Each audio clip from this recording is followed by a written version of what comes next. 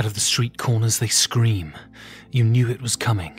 You've been waiting for this for months. Rumour hardened into fear and now they scream at you. The sirens, their hysterical wail tearing through the white noise of the city. And you run. You run to pick up those things that can never be replaced. A picture of them in the days when they still loved you. Your mother's wedding ring. And then you turn to your shelf of games. You only have room for 5. 5 games for Doomsday.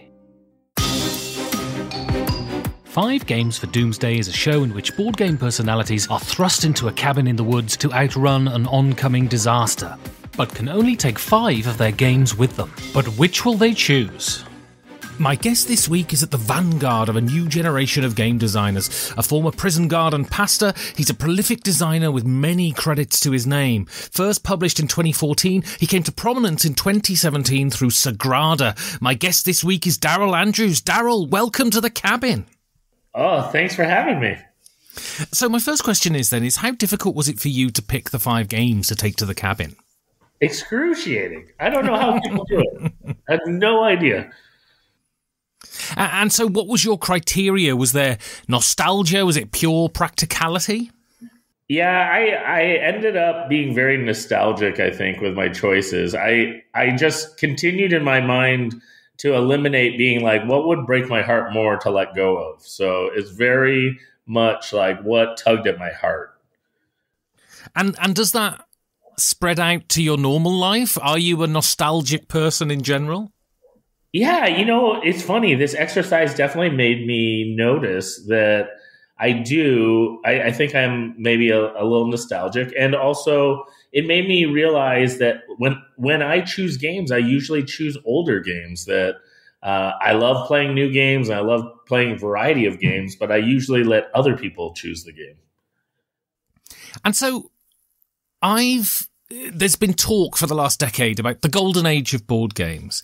And I'm starting to think that we're tipping over into the silver age of board games. And when I look at the golden age, I think of these classic designers like Rosenberg and Knizia and Feld.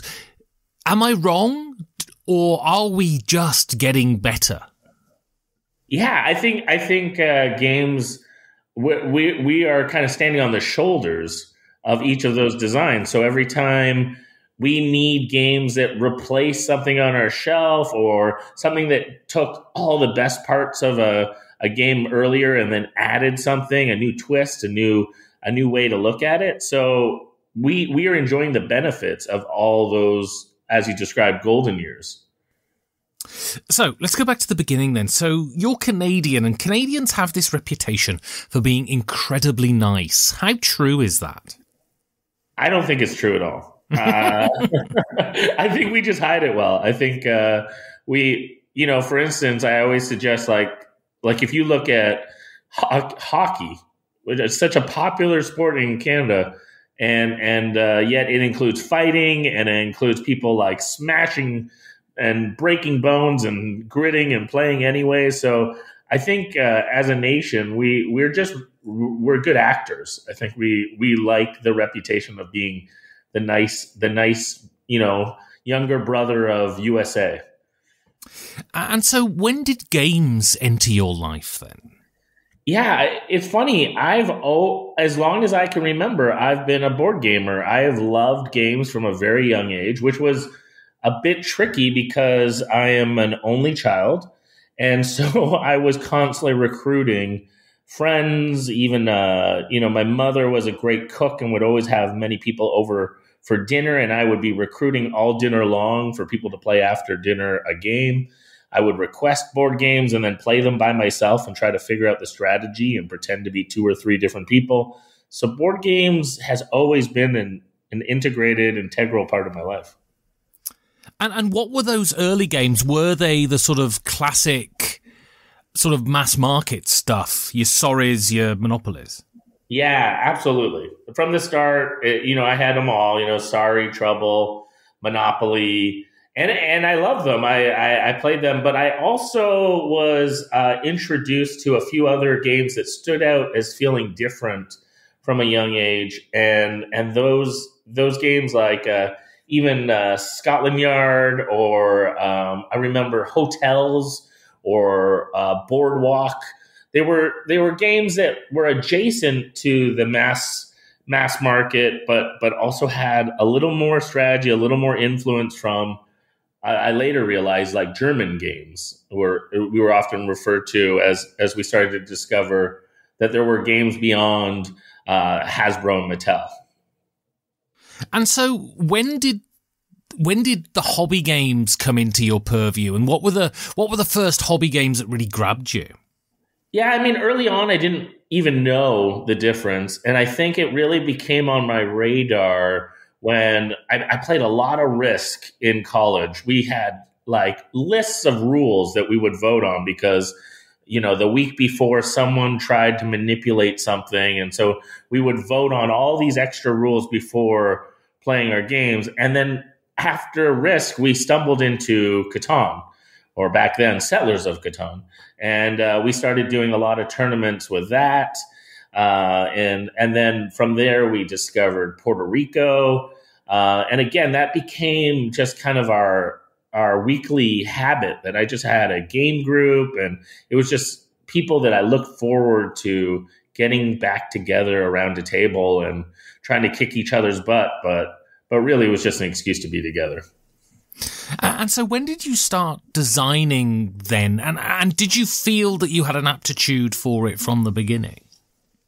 It's funny. I did not think I would be a game designer. I look back now and I can see it, but at the time, especially in college and even after that, I started to get to know some game designers. But before that, I never even thought about like who makes these things. I just assumed poof, they were there.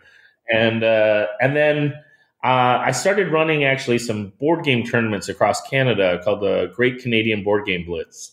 And it was actually a tournament that would happen. It was established well before me, but they would have tournaments across Canada at game stores.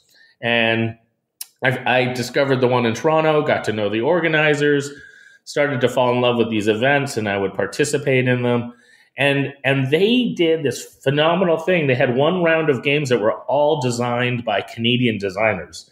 And it was the real first moment that the name and the person became personal. And I found out that my favorite game at the time was designed by someone who lived in my city. And so I had to track them down. I had to find out. So my favorite game at the time was Belfort. And it was designed by Sen Fong Lim and Jay Cormier. And Sen lived in my city of London, Ontario, Canada. And so we became friends and started gaming together. So you've already mentioned your first game then, and this is a classic, and it's an old one. This is Scotland Yard. So where does this rank, do you think, in the pantheon of hidden movement games? Yeah, I mean, as a child, I was already playing it, studying it.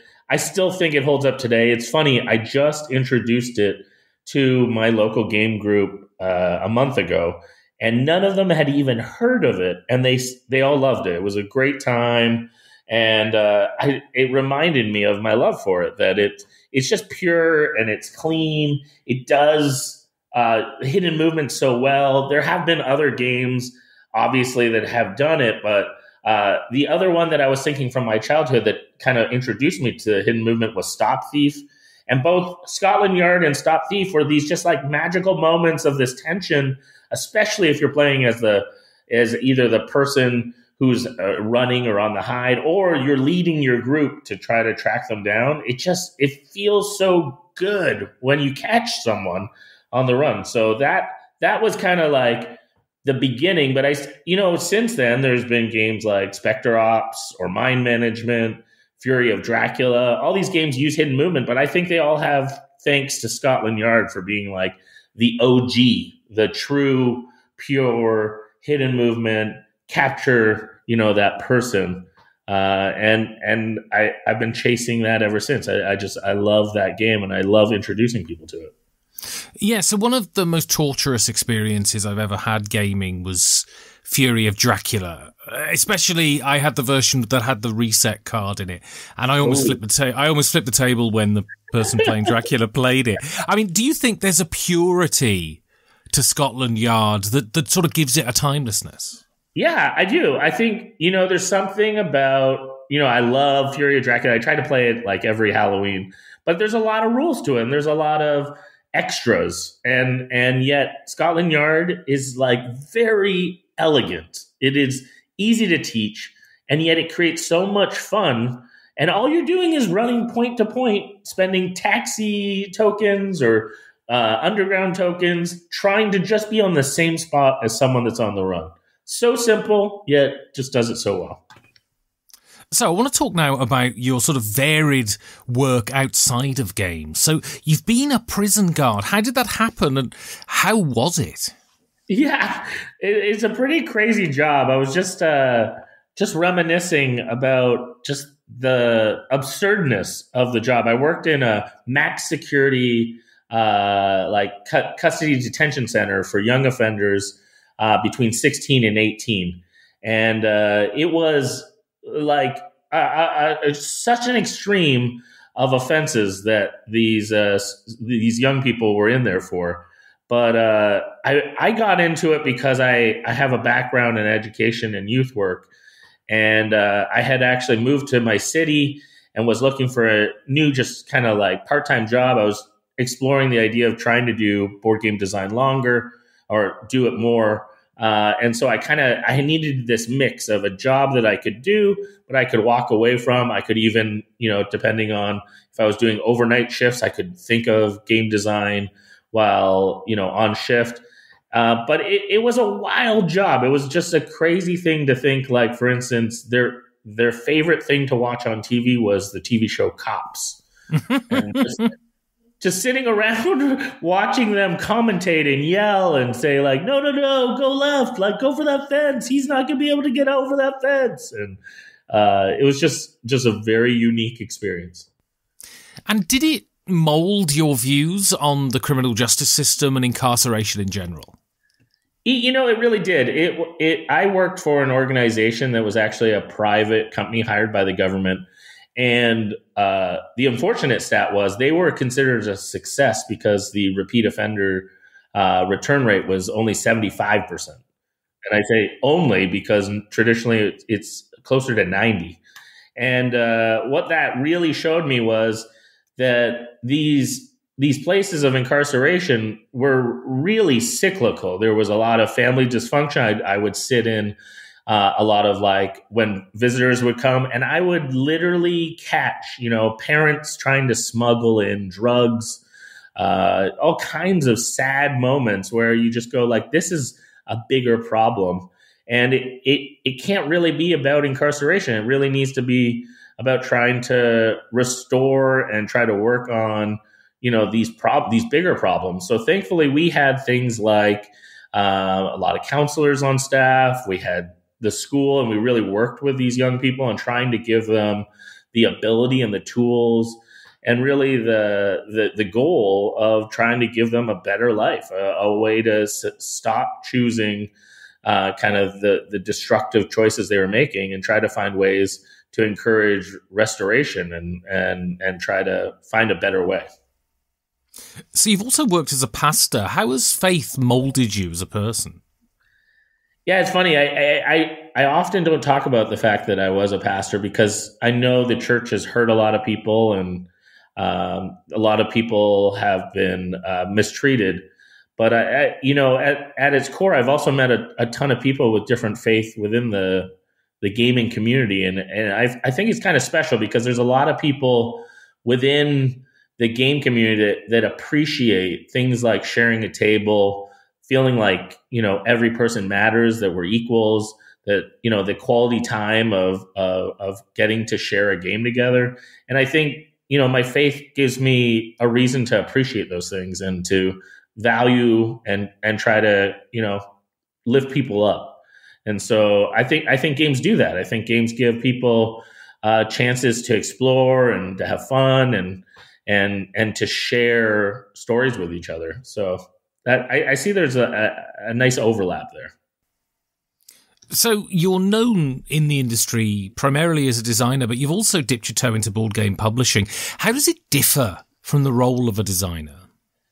Yeah, it's very different. And I learned I am not a publisher. I learned that there's a lot of hats, and I'm thankful. I love a good hat, but I don't necessarily want to wear all of them. And so I worked with some really wonderful people when I did Maple Games, but I realized things like I really didn't get to explore and spend much time on creative. I lost a lot of opportunities to do that. I would delegate or hire people to get to do that, but I didn't get to do that myself. I also, lost chance to build relationships and be out in the community because I was so busy with the next project and the next project. And so I think publishers, project management in general is you kind of have to be so focused on making sure all the trains are on time that you don't necessarily get to explore or participate as much as I wanted to. So I'm thankful for publishers. It's the reason I sign games with publishers is I like working with them. I'm not against the idea of maybe, kickstarting the odd game, but the predominant way that I will make games is working with publishers and enjoying the benefits that they have a variety of skill sets. So your next game then is another classic, and this is El Grande. Why do you think this game is so well regarded? Oh, I love El Grande. It's funny. I just recently played this about a month ago. I had a few friends over. One that many gamers would know is Eric Lang. He's a local when he's not traveling the world, and we just were reminded how much it is such a clever game. It is, I think, so well regarded because everyone that comes out of that game, if you win or you lose, you go like, "Oh, I wish I did this," or "There was this great moment during the game at this," and so it creates like just big moments, really with very few turns. You don't take a lot of turns, but each decision is excruciating and meaningful. And area control games are numerous. It's one of the most popular mechanics in gaming. Has there been an area control game to rival El Grande, do you think?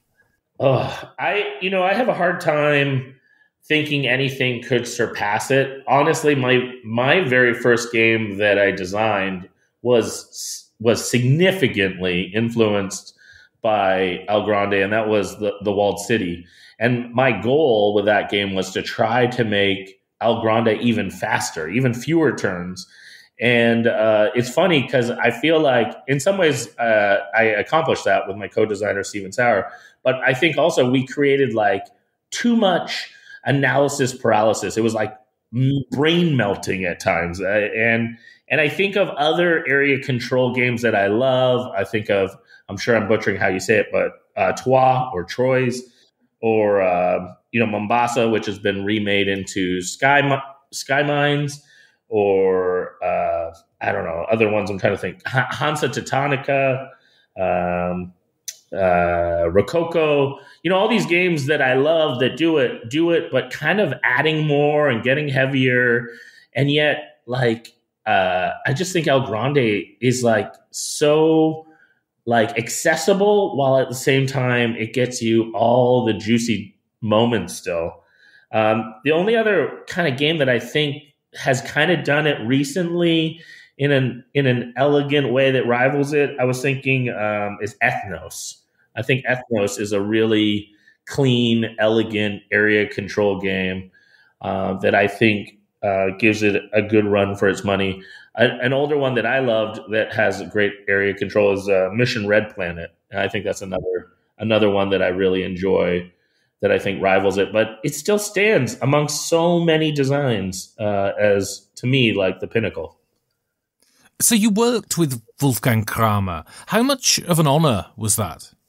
Yeah, I'm still pinching myself, and it's been a few years now. It's crazy. Like I literally just like when I get an email back, I squeal. Like I can't believe that like he even knows who I am. And he's gracious and kind and smart and gentle, and I mean, he is. When I'm his age, if I can be anything like Wolfgang, I will be a happy man.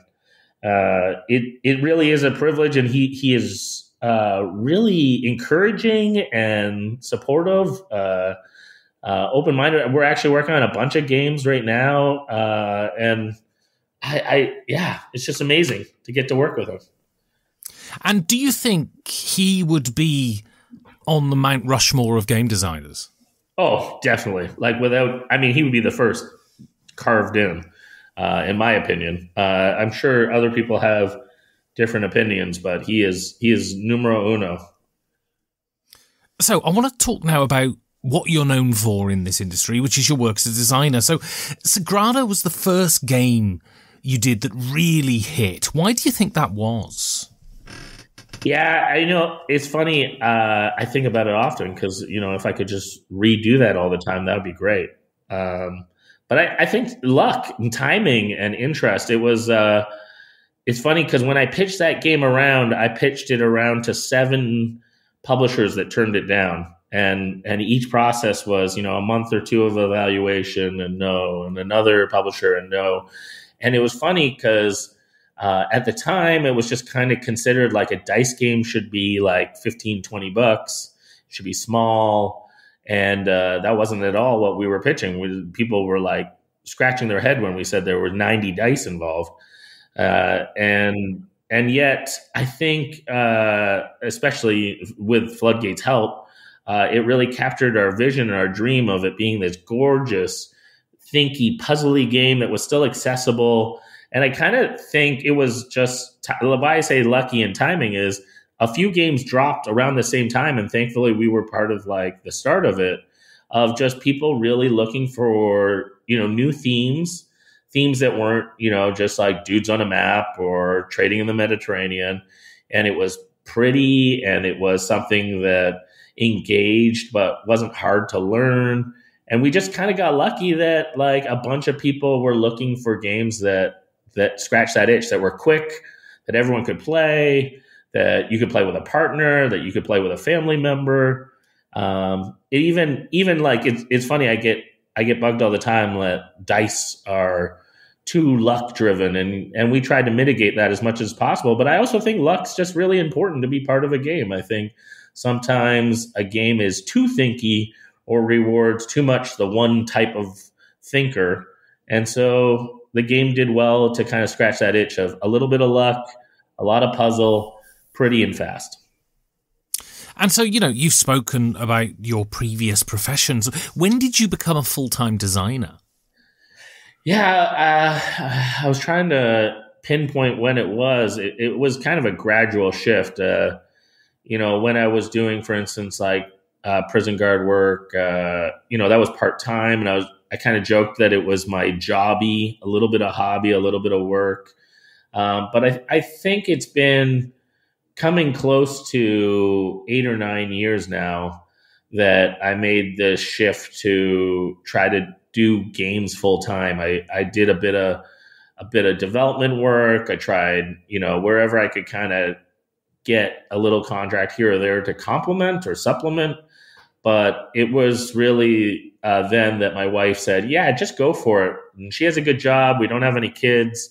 And she said, when else, in life can you go for a dream, chase it and try to get in. And I do think that was, a really huge thing for my wife to support me through that and gave me a chance to go to conventions, chase down people, work with a variety of designers, you name it. I was just really trying to find myself, find my voice, and try to get games out that take a long time to eventually come out as well. So the lead time is quite long. And if anyone's friends with you on Facebook, you'll see that you do an awful lot of traveling. What are the challenges to being a professional game designer? Do you need to get out there, go to all the conventions and make the network? So I think pre-COVID, 100% it was necessary. I think conventions are and still are one of the best places to get in front of influencers and decision makers. I think it can be kismet of just being able to kind of read the room and see what people need, and a lot of that information doesn't disseminate or get out. So those relationships are a big deal. I think it's important, but I do think that COVID helped all of us try to think of ways that we can connect, through Zoom, being able to use, different services like Tabletop Simulator, so that other people that can't attend conventions can still get their games out there, can still get in front of decision makers. And so I think actually it's just now even broader. There's more than one way to do it, like a good strategy game. I still really gravitate to face-to-face and that connection to try to work in this industry. But part of it is because that's what I enjoy and that's how I'm wired. I've always, with all my co-designers, been the person who pitches our games and does a lot of the communication between the publisher.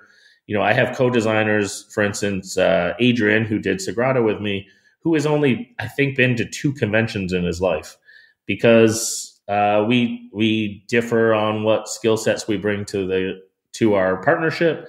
And I like travel, and he has 4 kids and loves being home with them and wants to soak that time up. And so I think he went to Dice Tower East once and thought that was the biggest convention ever and was like, this is too much. So different people, different strategies. And you've worked with IPs. How different is it working on designs that are IP based compared to designs that you come up with the theme yourself?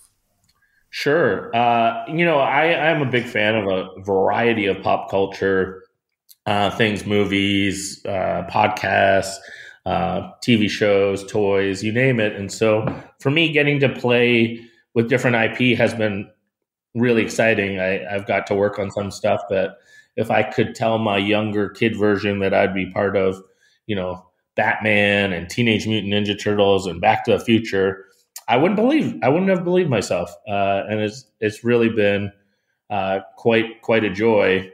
But it is very different. I mean, there's different restraints and approvals and weird things that, you can't really talk about, because you just kind of have to bite your upper lip and enjoy that you get to work in that environment. I use an example like Titanic. To this day, people always bug me about how Molly is not a character in the game. And trust me, that's one of my favorite characters. But Miss Bates is incredible. But we couldn't get them in because we didn't have approvals. But that's also something where when it comes out, they don't want us to be talking about or emphasizing. So we just kind of suck it up and see on every message board, like, why is Molly not in the game? And that just kind of comes with the territory of when you work with IP, you're privy to some information that never really gets out there.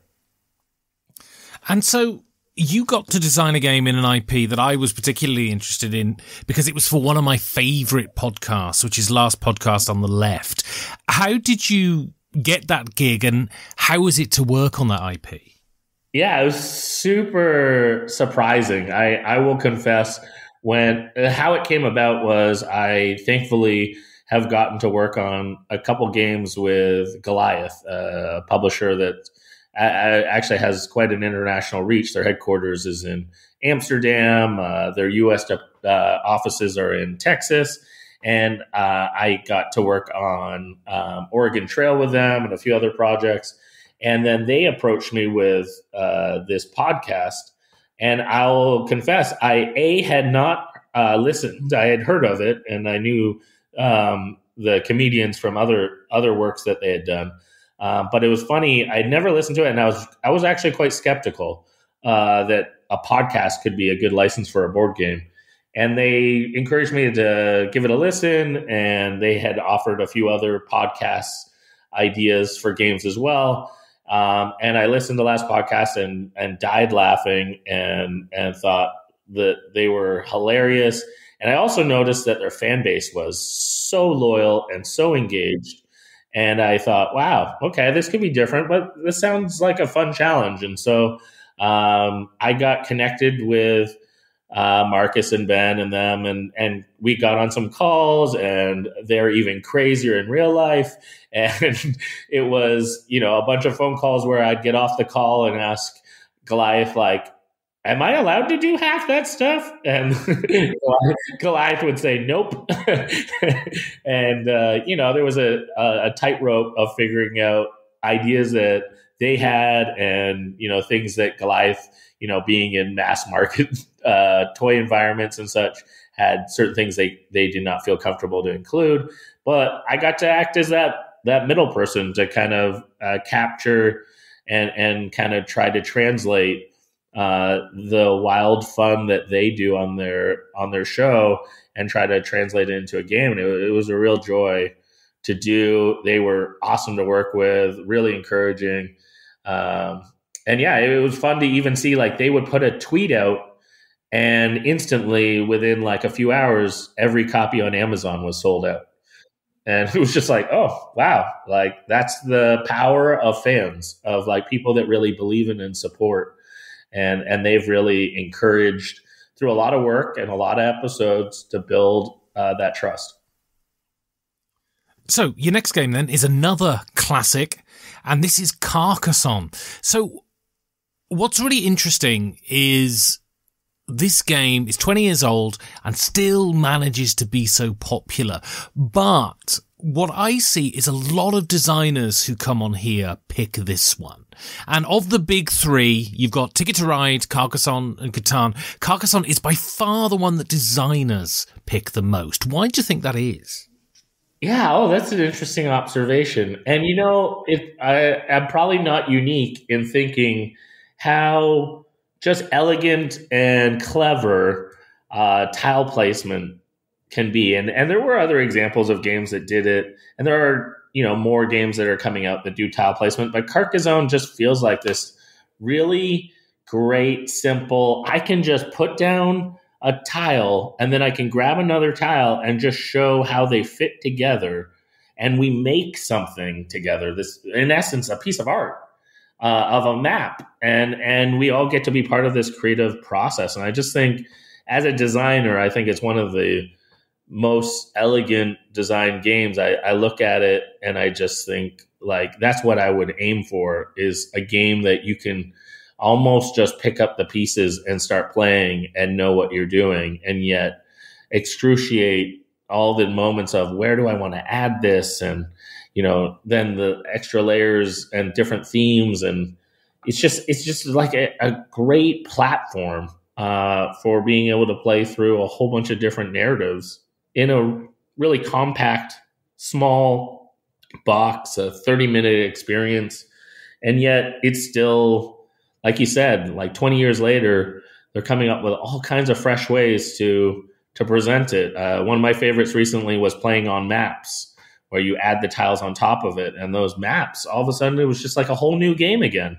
And yet all it was doing was tile placement. And yet it just works. And so has it been an inspiration to you as a designer? It's funny. I think about it a lot. There's at times, sometimes I'm almost scared of or intimidated by it because I think it does it so well. So sometimes I almost steer clear of it.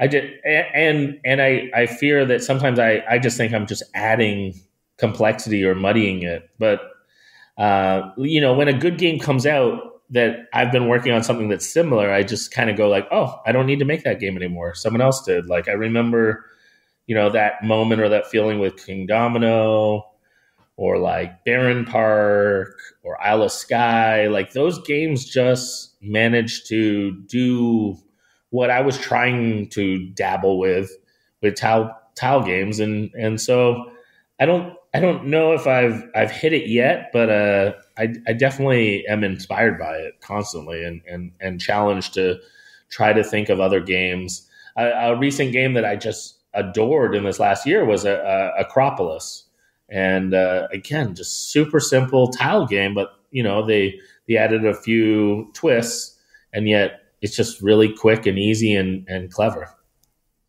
And so to what degree do you think games incorporate both, cognition and a sense of touch? Yeah, it is so satisfying, like the tactile nature of tile placement and just, how things fit together. that I think that physicality is a really important element to games. I think, sometimes we refer to things as gimmicks, or, even like with Sagrada, like fitting the dice in the window. There's just like really important moments where you can take a good idea and make it a great thing. If it feels good, if it clicks, if it, just creates this, moment. I say to people, if you can make people feel either creative or clever, you're doing something really positive, and you're probably onto something. And so I think tactile gives you that immediate, like in your bones moment where you're like, ooh, that felt good. So I want to talk now about your partnerships. So in the email that you sent to me preparing for this show, you said that creating games is a blending of maths, psychology, and art. Can you elaborate on that?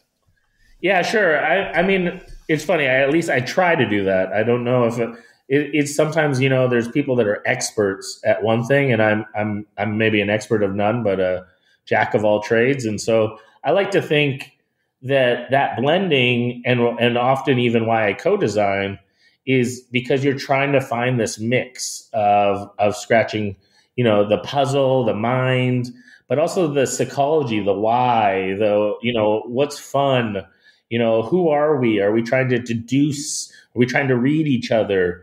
And then the beauty, the art of a game, I think, and just the experience. I think, we need all of those things to justify our time, our reason to do games over something else. And so I like to think, my background and my experiences, my education, helped me, anything from being a prison guard where I, literally was trained to, read if someone's telling a lie or concealing something. The fact that my wife's a psychotherapist and we regularly chit chat about human behavior and human psychology all the time.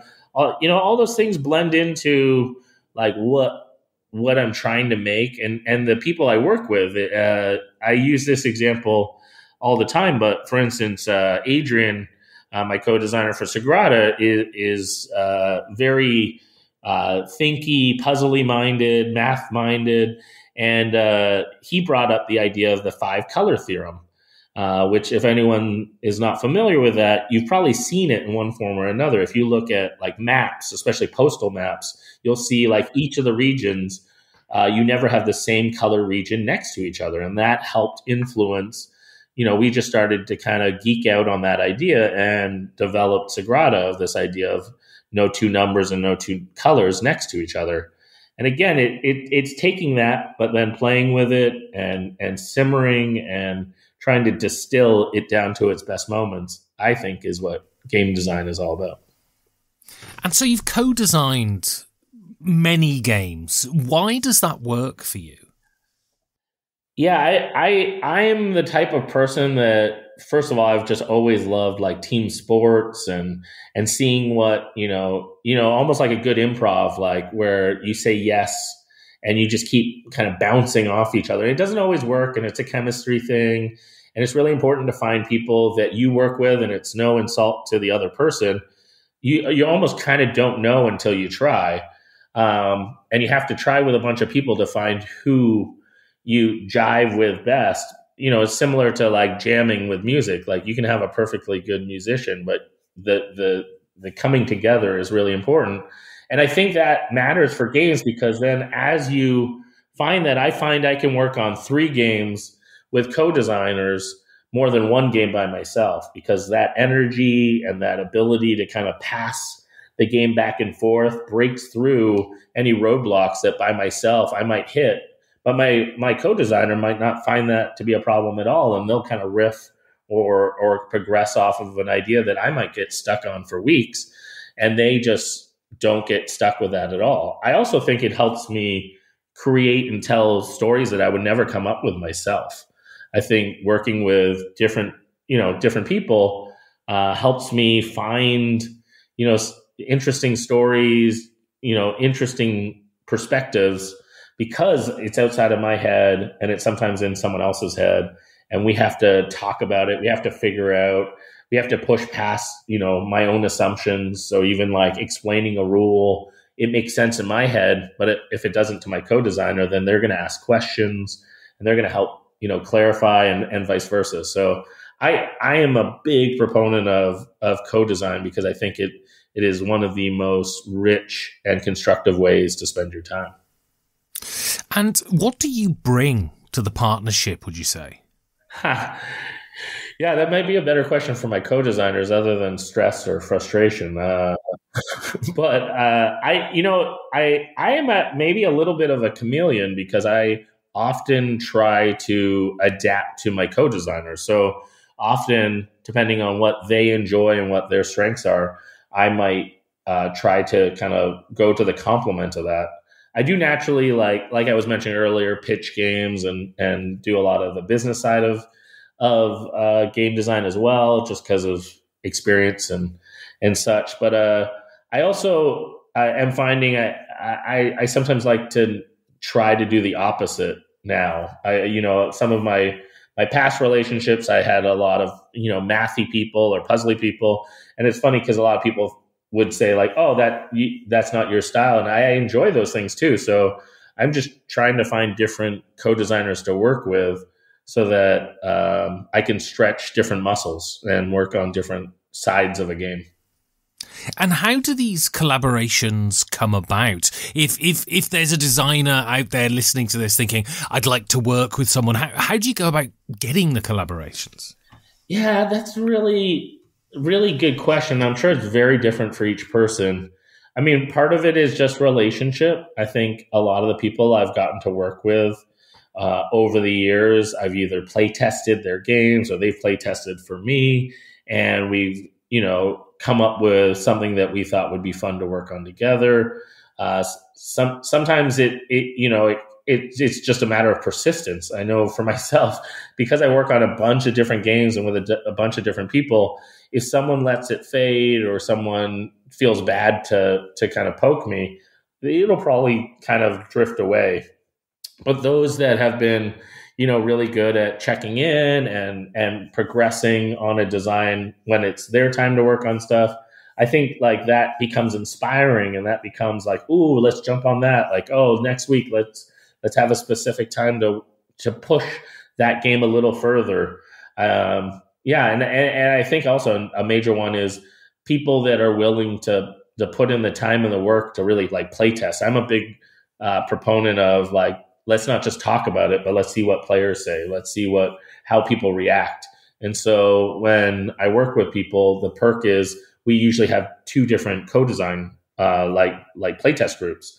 And so because of that, they can play test with their circle and come back with information.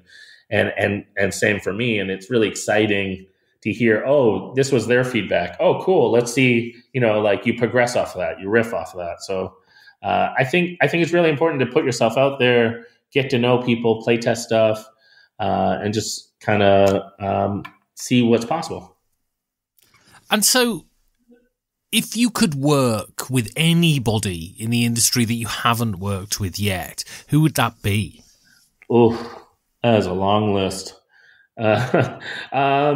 It's funny. So Wolfgang has been obviously a huge one. I recently also been doing some work with Alan R. Moon, and that's been a dream. Other people that come to mind, the Bruno Cathala has designed many of my favorite games. Also Bruno Faduti. Although they're very different designers, yet I love both of their works. Elizabeth Hargraves would be amazing to work with. She's so talented. Eric Lang. It's funny. We've been friends for many years and we've never co-designed. Many friends. I mean, I think of like Kathleen Mercury is someone that I would love to work with. Theo Revere. People that make games that I really enjoy. I think of like Shem Phillips or Phil Walker Harding. Michael Kiesling, Sebastian Pichon. I could really list probably hundreds of all my favorite designers that I would love to work with someday. So your next game then is another classic, and this is Liar's Dice. Why are you taking this one to the cabin? It's funny, and there's probably a little bit of association for me, but I just think so many times in my life when I've been in a cabin, I've played Liar's Dice. I think of like just like it is something that just scales completely well. I love dice, obviously. I think it's just like a great. It gives me like poker vibes of like reading people and bluffing while just getting to that fun part as fast as possible. And I just think it really creates some really highlight moments. I have a lot of house rules too for Liar's Dice, so I feel like you can kind of like switch it up or change it up as you play, and it just always creates some really funny, great moments. And so are you drawn? It's very easy when you're into hobby games to be very much focused on the next thing coming out and the sort of classics of the hobby world. But are you drawn to more traditional games? I think in some ways yes, in some ways no. I am guilty. If you ask my wife, she would say I'm always asking to play a new game. Like, why can't we play the same game twice? And I am guilty of constantly wanting to kind of research and experience the new.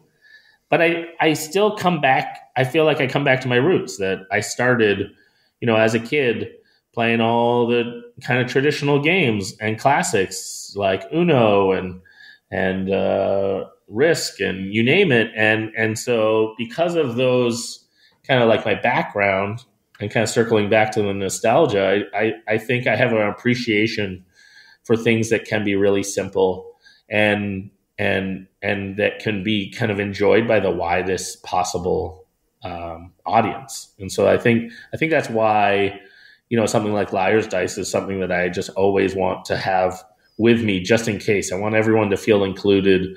I want, anyone, even, not to not play because they're intimidated by the rules, but I still love a good chewy game, but it has to be with people that want to experience that. And so what can we learn from these games, do you think? I mean, what can you learn as a designer? I mean, I'm constantly asking myself, how can I take, especially more hobby game moments, like things that we're learning and we're experimenting with, but making them accessible. I think my real happy moments are if I can take something that I've discovered that's deep, in our geekdom, in our nerddom of love for games, and then find ways to bring that to the masses. I think that would be a really fun and great moment to be able to help people discover games that maybe they didn't even know that they loved games. And some of that is kind of translating or playing kind of these more in-depth games and then finding ways to play with them in more accessible ways. So I want to talk now about the future, and you're a prolific designer, so hopefully this will be a fairly long list. What do you have coming out in the future? Yeah, I mean, I think it's like a double-edged sword. Like games, they take so long that you almost forget about them for a bit, or at least I tell myself to forget about them so that I don't, there's delays and different things that come up. But I can think of a handful of games that are coming. One that I'm really excited about, Arcane Wonders, has titled it Ley Lines, and it's a co-design with Wolfgang Kramer, and it's really beautiful art. It's actually a reimagining of, again, I'm going to butcher how you say this, and all the German friends will tell me how poor I speak, but Axel.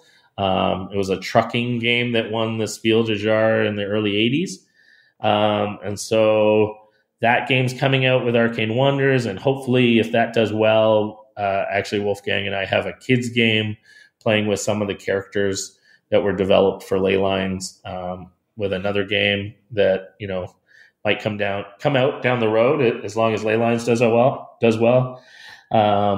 This last year was kickstarted, and it'll finally be coming out as Sagrada Artisans with Floodgate. That is the legacy game that Adrian and I have been designing for a few years, and is one of the biggest and best things I think I've ever designed. And I'm really excited for people to experience it, because legacy games are really hard to tell people about. You kind of have to just experience them. others. There's Mistwind. It's a game with a smaller publisher, First Fish Games. Adrian and I made this game actually a number of years ago, and they're hoping to kickstart it in hopefully the second quarter of this year, April, May time.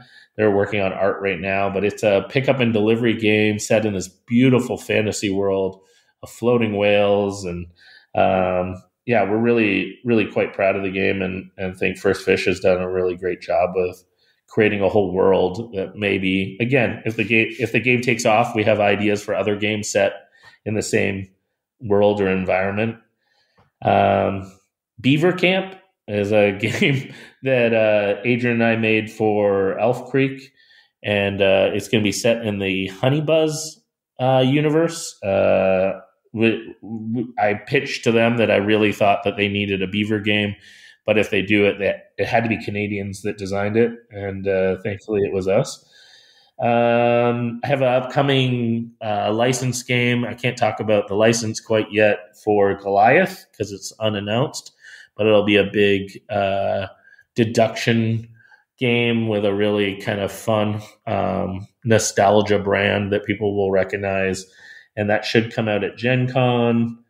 I have another licensed game with Upper Deck that I'm co-designing with Morgan Donteville, who I had designed Dark Knight Returns with, and we're really excited to be working on a second game together. Can't talk about that license yet. We have I co-designed with Alan Moon and Bobby West called Folding Space that we signed with Maestro Media, and look forward to that coming out. It originally was going to come out a few years ago. That didn't work out, so we're really excited to finally have that coming out to the world. I got a couple games with 25th Century that I'm really excited about. One called St. Augustine that I co-designed with Philip DeBari. St. Augustine is about the city in Florida that's actually been controlled by 8 different countries. Has a really gorgeous castle at. Also with 25th Century, I have a co-design with Bobby West called Chipmunks, about little chipmunks running around the monastery grounds making beer. What else is there? I have a historical 2-player game coming out with a new publisher. That was a new challenge that I was really excited about. I have a game signed with Valiant Comics that might be coming out. I don't know. Haven't heard from them for a little while. And then a few others that are early stages, but that'll be over 2023, 2024, some of the games coming out. And so, even the coolest thing can become prosaic if you do it all the time. And we rarely stop to sort of focus on the blessings that we have in life. But what are the joys of being a game designer? Yeah. You mentioned I get to travel, and it is truly a blessing. I actually steal this statement from Eric Lang. A long time ago, I asked him, a similar question, what did he enjoy and why was he a game designer? And he said, and it's stuck with me ever since, but that one of his win conditions, if you thought of life that way, was getting to travel. And that this job not only encouraged it, but also it became, a way to be inspired. And so for me, travel is this mix of work and recharging and inspiration. And it's part of my win conditions. And so that's one of the great joys, is getting to see people and cultures and just see beauty, and then get to try to translate that into a little package that people can buy and have fun with. And so what would you hope that people get out of your games? Yeah, I mean, for me, like it's almost like when you're doing your job right, they almost don't notice you. And so I think similarly, if I can make some games that people just lose themselves in, that they find, some meaningful connection or fun, where, I love when I get, I don't get it very often, but the odd message I play this with my grandma and it's a chance for us to see each other every week, or Sagrada had like I've seen people get tattoos of or include on like a birthday cake or a wedding cake. Things like that are just like really special, and I think easily keep me motivated to try to make good games. So your last game then is another classic. This has been the theme of your games on this show, and this is cribbage. So why am I so intimidated by this game? Yeah, I don't know. It's funny. I don't know if it's its abstract nature or what. I mean, this. I feel like this is a question for you. Why do you think it's so intimidating? Well, it's one of those games, isn't it, that you imagine sort of that's been played for hundreds of years, and it's gnarly old people sat around tables, and if you play the wrong card, they will do that thing where they just look at you and tut, and it destroys your soul. You know. Sure. I mean, yeah, I can attest to that only because, again, kind of playing back to the nostalgia trend. This was a game that I played religiously with my grandfather. My grandfather is now passed, but he lived in Australia and quite a distance from Canada. And every time he would come to visit us, he would usually stay at our house for like a month every year. And when he did, we basically spent a month of every day, getting the kettle on, playing a bunch of crib hands. And if I screwed up, he definitely let me know. It was hardcore, but it also was just like this great battle. For others, maybe it's chess or whatever it might bridge. But for me, it was crib. I love it. I think it's the kind of game that even like posture wise, there's like a really great moment when you can play a game and just kind of like sit back and relax, but also be like leaning forward and engaged. And when those moments happen, that it's all within the journey of a game, that you can kind of talk and play, think hard and not think at all at times, then you're in like a really fun rhythm.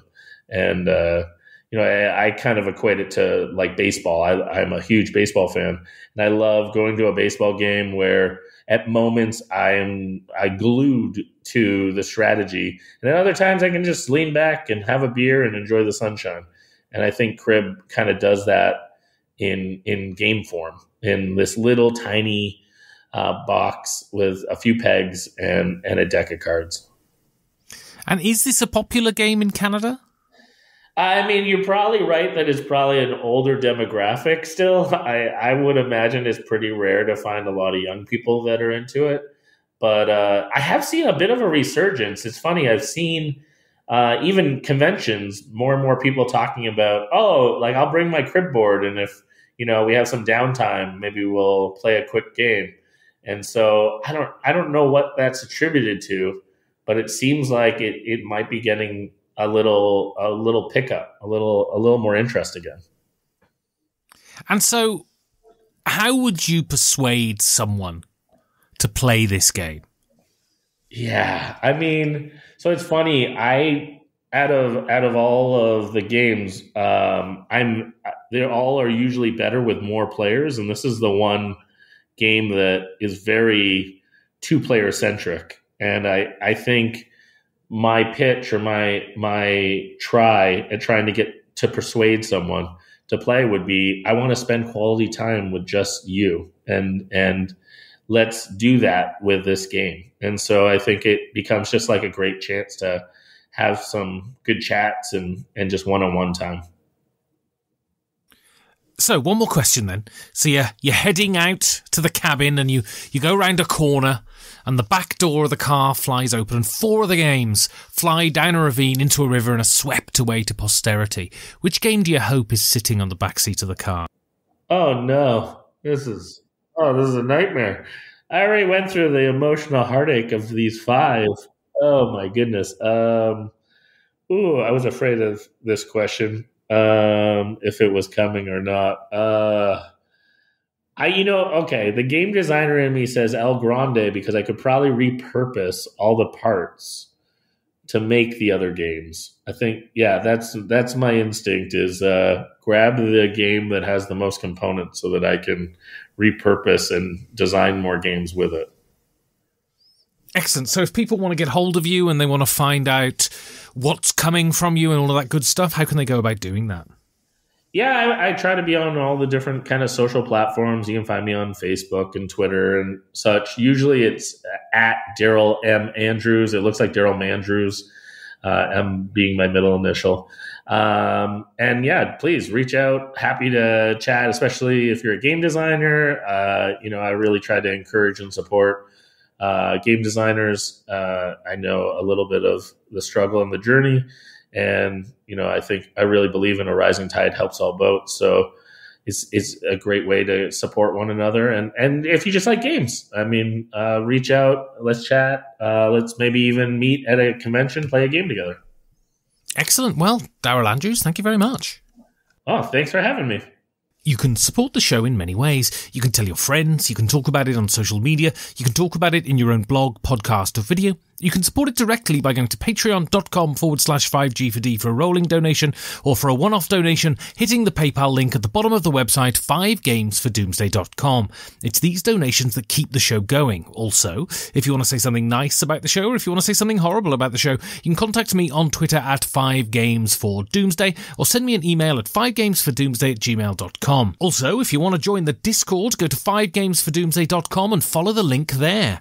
And if I've managed to scream off from the rolling fandangos and the unbelievable amount of shit I accumulate, I'll see you in 2 weeks for another 5 Games for Doomsday.